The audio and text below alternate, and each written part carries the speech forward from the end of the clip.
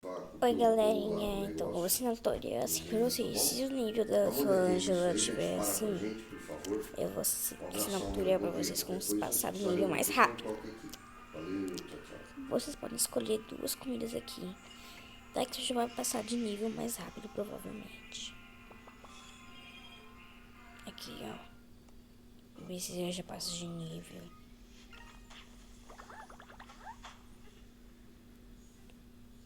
Gente, isso já aconteceu comigo. Sim, isso já aconteceu comigo. Não sei se é um bug, sei lá. Mas vocês vão ter que fechar tudo. Vocês vão ter que fechar tudo. Vocês vão descer por aqui e vocês vão clicar aqui na minha Ângela.